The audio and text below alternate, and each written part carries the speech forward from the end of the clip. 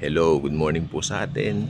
At ngayon po atin pong pagbubulayan or pag-usapan kung ano ba yung mga pitong huling salita na binigkas ng Panginoon habang siya ay nakabayubay sa krus ng Kalbaryo.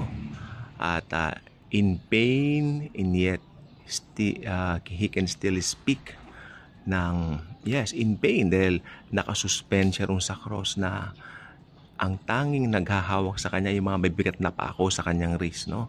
At para makahinga siya, talagang pilit siyang humihinga na gano'n.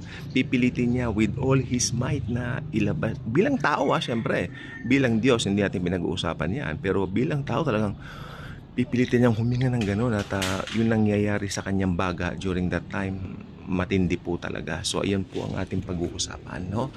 Pero lahat po ng ito ay kanyang binigkas dahil may significance po sa buhay ng bawat tao. Okay? Hindi lang sa buhay ng bawat believer, kundi sa buhay ng bawat tao. Tandaan ninyo, Jesus is knocking to the million hearts of people. Okay? Milyones na mga puso kinakatok ng Panginoon. Tandaan nyo, nasa Bible yan, kumakatok siya. Revelation 3:20. Behold, I'm standing, knocking at the door of your heart. And anyone who will open it, I will come in and we will supper together. Supper, ibig sabihin kakain kami ng sabay. Napakalaking karangalan, no? Na tayo po ay makasalo ng Panginoong Hesukristo sa kanyang hapagkainan. Ganyan po siya kabuti po sa atin. At tayo po ay kanyang minamahal at iniibig. Nakita niyo po ba kung gaano yung pag-istima sa atin ni Jesus sa ating mga believer? Sobra po talaga. Actually, sa buong mundo, ang church, tayo po ang church, yung katawan po natin, ang church po ang pinaka-importante kay Jesus sa lahat.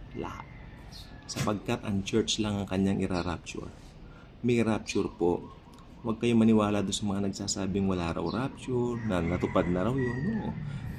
At may nagsasabi pa nga magkaparehong event daw. Okay, pero ang pag-uusapan natin ngayon, hindi naman po yan. Ang pag-uusapan natin ay ang 7 last words ni Jesus. Okay? So may kodiko po ako. Bakit may kodiko? Para mas maayos kong ma-present. No? Hindi yung parang, nasaan ba? Hanap.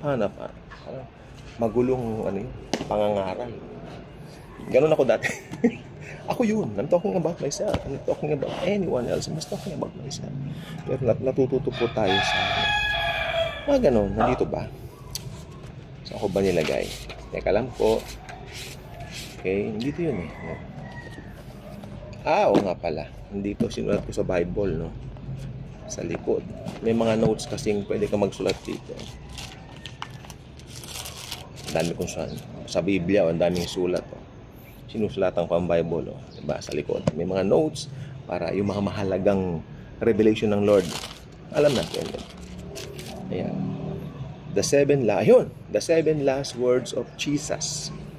Ready na po ba kayo? Maikling oras lang po ito dahil lang TikTok hanggang 10 minuto lang binibigay. You only have 10 minutes. Bilisan lang. Mabilisan lang.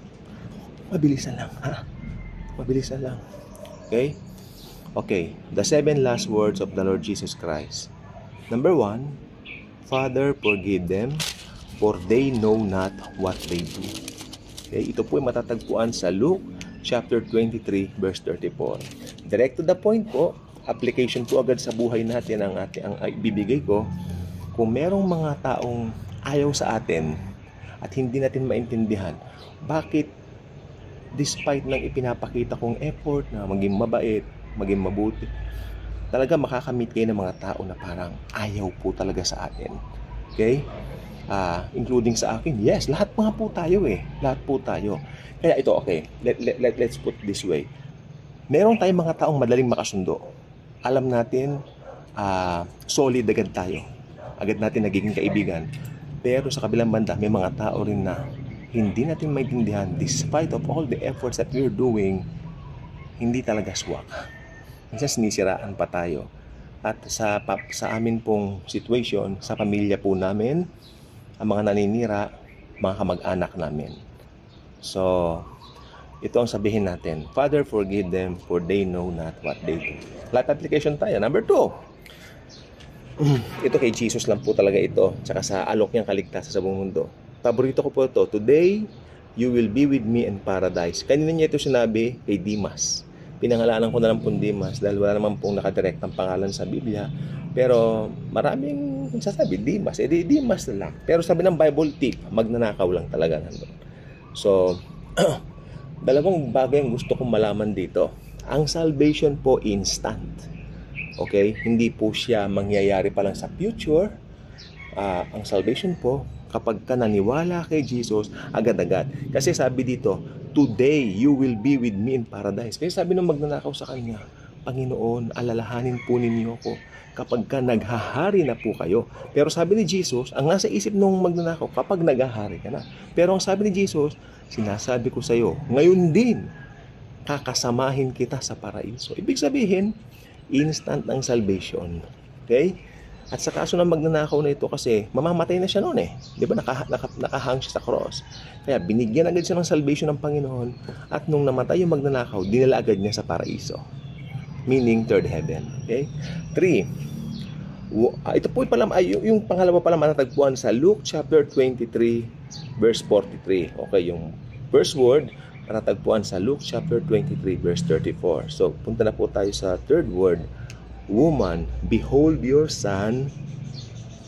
Son, behold your mother. Ito po ay nandoon sa John chapter 19 verses 26 to 27. Okay? So ito po ay kumakatawan po sa lahat ng sangkananayan, lahat ng nanay natin. Ibig sabihin dito, malayo pang Mother's Day, no? Pero makikita natin dito yung pagmamahal ni Jesus sa kanyang nanay. Kasi ang nanay niya ay matanda na. Actually, hindi naman ganun katanda. Kasi when she gave birth to Jesus, si Mary 14 years old lang eh. So, si Mary, approximately 33 si Jesus, 43. 47 years old lang si Mary dito. 47 anyos lang siya. Pero ang point dito, hinahabilin niya yung nanay niya sa disciple niya na si John. Konti na lang time natin, no? Hinahabilin niya. So, ibig sabihin, binibigyan tayo ng Panginoon ng example na let's love our mother, no? At kung meron tayong pupuntahan malayo, kasi si Jesus dito, babalik na siya sa langit, i-restore niya na yung kanyang pagka-Diyos. Diyos siya eh, di ba? So, John, bahala ka na sa mami ko, di ba? Yes, Lord. John. Again, nasa John 19:26 to 27. Number 4, my God, why have you forsaken me? Matthew 27:46 and Mark 15:34. Ibig lang po sabihin ito, why have you forsaken me? Si Jesus po kasi pinabayaan sa cross para tayo maging malapit sa Diyos. Naranasan niya lahat yung hindi kaaya-aya, pagka-separate, man of sorrows po siya. Alam niyo po yan. Kaya nabanggit niyang my God, my God. Si Jesus, buong ministry niya, binabanggit niya lagi, Father, Father. Pero this time, tinatawag niya ang Diyos na my God because nire-represent na po niya tayo sa mga panahon ito. Na? Number 5, ito po pala yung nasa Matthew 27:46 and Mark 15:34. 5, I thirst. John 19:28. I thirst. Simple. Nauuhaw siya sa kaluluwa. Yun lang. Number 6, it is finished. John 19:30. Paulit-ulit. Tapos na po ang batas ni Moises. Ngayon, nasa biyaya na tayo. Sabi ng Galatia 5:1, malaya na kayo, wag nang paalipin muli sa batas ni Moises. Okay? Okay, si Jesus ang ating kalayaan, si Jesus ang ating sabat. 5. Father, into your hands I commend my spirit. Luke chapter 23 verse 46. Simple. Lahat po ng tao, bago mamatay, dapat masabi niya, Lord, bahala na kayo sa kaluluwa ko. Diba? Yun po, parang ganun po ang nire-represent dito. Na alam natin na si Jesus, ngayon, siya nasa langit, nasa Diyos, siya ang in control ng lahat, ipagkatiwala natin sa Kanya ang ating espiritu. So, yun po ang kabuuan ng ating pag-aaral sa 7 last words. No? Ang 7 last words ay binanggit ni Jesus sa loob ng 6 na oras, from 9 o'clock to 3 o'clock in the afternoon, when He expires and gave up the ghost para po sa atin. Thank you. God bless everyone.